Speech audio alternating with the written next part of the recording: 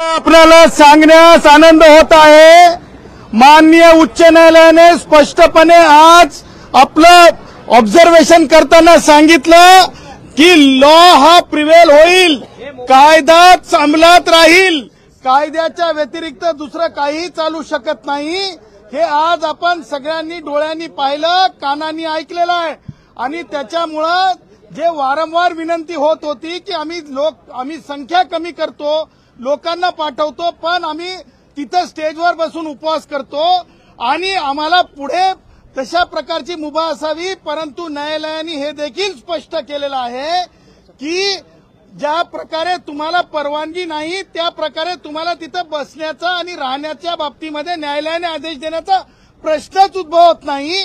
त्याच्यामुळं आज एक गोष्ट नक्की झालेली आहे, माननीय न्यायालयाने संविधानाच्या आर्टिकल 226चा देखील सकाळच्या सत्रामध्ये उल्लेख केलेला आहे।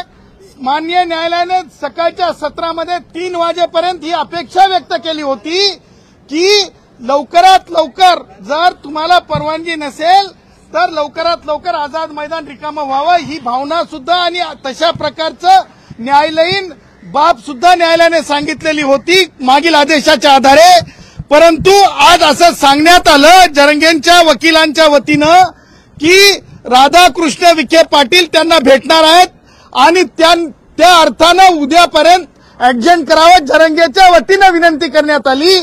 परंतु सरकारच्या वतीने देखील स्पष्ट करण्यात आलं की कोणत्याही प्रकारची परवानगीच नाही, कोणत्याही प्रकारची परवानगीच नाही, कोणत्याही प्रकारची परवानगीच नाही। हे डंक्याची चोट पे मला सांगायचंय, त्या पुढे जाऊन मला तुम्हाला सांगायचंय की परवानगी देण्याचा प्रश्न सुद्धा उद्भवत नाही भविष्यात सुद्धा। त्याचं कारण असं आहे की हंगर स्ट्राईक म्हणजेच आमरण उपोषण करण्याबाबत नवीन जे रूल्स आहेत 2025चे त्याच्यामध्ये कायद्यातच अंतर्भूत नसल्यामुळे जरंगेला आमरण उपोषण म्हणून तिथे बसणं हे सुद्धा कायद्याशी संमत नसल्यामुळे उद्यापर्यंत म्हणजे न्यायालयाने कोणत्याही प्रकारे उद्यापर्यंत राहा तिथं असं म्हटलेलं नाही।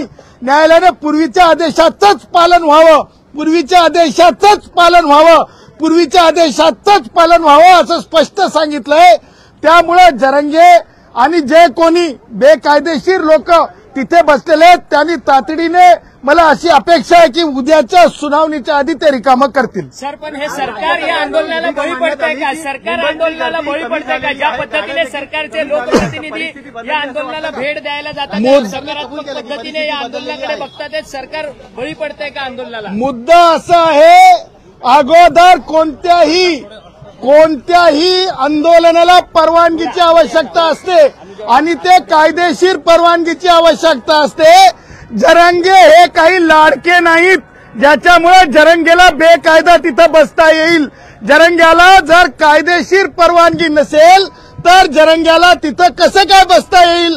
कारण परवानगी नाही, कायद्यामध्ये आमरण उपोषणाची तरतूद नाही। न्यायालयाने 3 वाजेपर्यंत रिकामा करावा अशी भावना होती।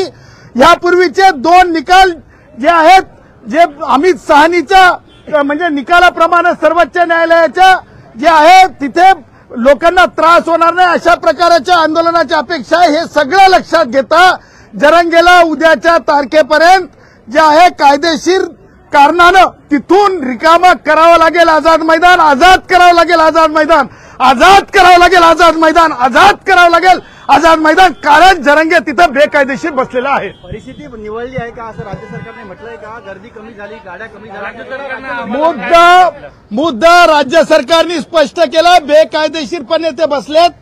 कारण राज्य सरकारच्या वतीनं स्पष्ट सांगण्यात आलं त्यांच्या काय उपसमिती आहे त्याच्यामध्ये राधाकृष्ण विखे पाटील आहेत। मला राधाकृष्ण विखे पाटील आणि सगळ्या कमिटीला सांगायचंय, अरे बाबांनो, अगोदर भारतीय संविधानामधून जो कायदा निर्माण झाला त्या कायद्याला म्हणतात रिझर्वेशन ऍक्ट, तर वाचून घ्या। अशा प्रकारे एखाद्या गॅजेटरच्या आधारे आरक्षण देण्याची तरतूद कुठे आहे का? तो जरंग्या बोलतो, तुम्ही म्हणायला लागता हो रे हो, हो रे हो, हो रे हो, असं नाही रे बाबांनो। गॅजेटरच्या आधारे कोणत्याच प्रकारे मागासलं ठरत नाही, एका वर्गातून दुसऱ्या वर्गात पाठवा असं ठरत नाही। मला राधाकृष्ण विखे पाटलांना प्रतिप्रश्न विचारायचा आहे, जरंगेला प्रतिप्रश्न विचारायचा आहे. जरंगे आणि राधाकृष्ण विखे पाटील कोणत्या एका कायद्याच्या तरतुदीत एका ओळीत लिहिलेलं आहे की एखाद्या गॅझेटरच्या आधारे दुसऱ्या एका समूहातून दुसऱ्या समूहात जाता येते? आणि गॅझेटरचा अर्थ काय? गॅझेटमध्ये पब्लिश झाल्याच्या नंतर वेगळं लागू करण्याची तरतूद कुठे आहे? तुम्हाला सांगतो, ज्या गॅझेटरचा उल्लेख करतात त्या गॅझेटरच्या आधारे मी तुम्हाला डंके की चोट पे कायद्याचा अभ्यासक विद्यार्थी, संविधानाचा विद्यार्थी म्हणून सांगतो, त्या गॅझेटरच्या आधारे एकही जात प्रमाणपत्र आणि व्हॅलिडिटी ही कायद्यासमोर टिकणार नाही.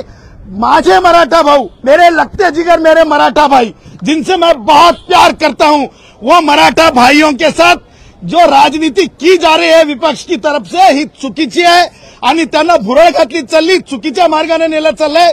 माझा मराठा भाऊ ओबीसी कुणबी म्हणून जाऊ शकत नाही. परंतु शिवेंद्रराजे भोसलेंनी आता शब्द दिलाय जरांगेला की आम्ही सातारा आणि औंध गॅजेट जी आहे ती लागू करू, 15 दिवसात अंमलबजावणी करू, असं शिवेंद्रराजे भोसले म्हणतात. शिवेंद्र, काय नाव आहे त्यांचं? शिवेंद्र भोसलेजी, तुम्हाला मला सांगायचं आहे, लागू करणारे माननीय राज्यपाल असतात आणि प्रत्येक गॅझेट आणि गॅझेटियर आहे ना भारताच्या संविधानाच्या आर्टिकल 309 मध्ये लागूच झालेलं असतंय. त्याचा अर्थ वेगळ्या डबल गॅझेटर लागू करणं हे कसं होऊ शकतंय? आणि त्या गॅझेटरच्या आधारे शिवेंद्र भोसले जी असतील किंवा आमच्या राधाकृष्ण विखे पाटील असतील, त्यांनी सगळ्यांनी मला असं वाटतंय की एकदाचं संविधान विषयक प्रशिक्षण 8 दिवसाचं पूर्ण करून घ्यावं. ज्या 58 लाख नोंदी सापडल्या त्याच्या व्हॅलिडिटी द्यायच्या अडकलेल्या आहेत आणि त्या तात्काळ व्हॅलिडिटी द्या अशा पद्धतीची मागणी करतायत आणि विखे पाटील त्यांना समर्थन देताना पाहायला मिळतं. अहो तुपे, तुम्हाला मी सांगतो, विखे पाटलांचं नाव घेऊन मला काहीतरी प्रश्न विचारू नका. तुम्हाला मी सांगतो स्पष्टपणे, त्या नोंदींच्या आधारे आरक्षण देता येत नाही. त्या नोंदींच्या केवळ नोंदीच्या आधारे ते कोणत्याही कायदेशीर दृष्ट्या मागास ठरवता येत नाही. आणि कोणते कुणबी मागास आहेत माहिती आहे का तुम्हाला सगळ्यांना? खेडूले कुणबी मागास आहेत जे कोकणात, याच्यामध्ये विदर्भामध्ये, दुसरे कोणते तिरळे कुणबी मागास आहेत ते विदर्भात आहेत. त्याचं कारण मागासले पण त्यालाच म्हणतात ज्याच्यासोबत सोशल हँडिकॅप म्हणजे सामाजिक अपंगत्व असतंय. सामाजिक अपंगत्व माझ्या मराठा भावांसोबत नाहीये, माझ्या मराठा भावांसोबत सामाजिक अपंगत्व नाहीये, माझ्या मराठा भावांसोबत सामाजिक अपंगत्व नाहीये. त्यामुळे माझ्या मराठा भावांना जबरदस्ती सामाजिक अपंग म्हणण्याच्या प्रयत्नात पडू नये, कुणी पडू नये आणि माझे मराठा भाऊ मागास ठरत नाही.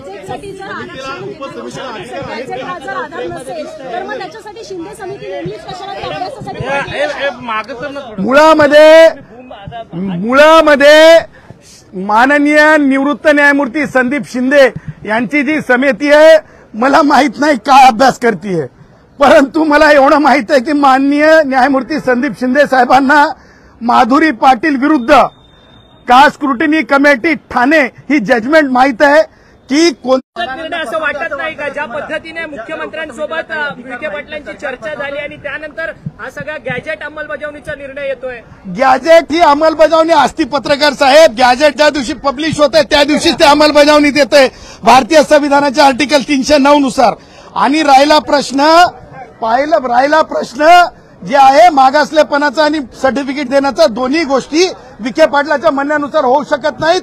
कारण लक्षात ठेवा, सामाजिक मागासलेपण जे असतंय ते माझ्या लोहार भावांसोबत आहे, सुतार भावांसोबत आहे, वंजारी भावांसोबत आहे, बंजारा भावांसोबत आहे. माझ्या जे कोणी कष्टाळू, जे कोणी सामाजिक अपंगत्वासोबत कष्ट करतात, ज्यांचे घाम गळतात त्यांच्यासोबत आहे. त्याच्यामुळे विखे पाटलाच्या म्हणण्यानुसार काही होऊ शकत नाही. आता तुम्ही म्हणाला की मराठा बांधवाबद्दल प्रेम आहे हो वगैरे, आहे. पण मराठा बांधवांना सरकार फसवतंय का असं वाटतंय का? नाही, सरकार फसवत नाही. उद्धव आणि राष्ट्रवादी काँग्रेसचे वयोवृद्ध पुढारी शरद पवार यांची ख्याती आहे, त्यांचं राजकारण करण्याची पद्धती आहे. जेव्हा महाराष्ट्रामध्ये अदर दॅन मराठा मुख्यमंत्री असतो त्यावेळेस एक नरेटिव्ह तयार करतात. जसं लोकसभेला संविधान खतरे में म्हणलं होतं, त्याच प्रकारचा नरेटिव्ह तयार करून आज हे दाखवायचा प्रयत्न करतात की मराठ्यांच्या विरुद्ध सरकार आहे. त्यांची गडीचा मुद्दा जो आहे या विपक्षच्या लोकांचा तो आहे की ब्राह्मण समाजाचे मुख्यमंत्री आहेत, हा कळीचा मुद्दा आहे.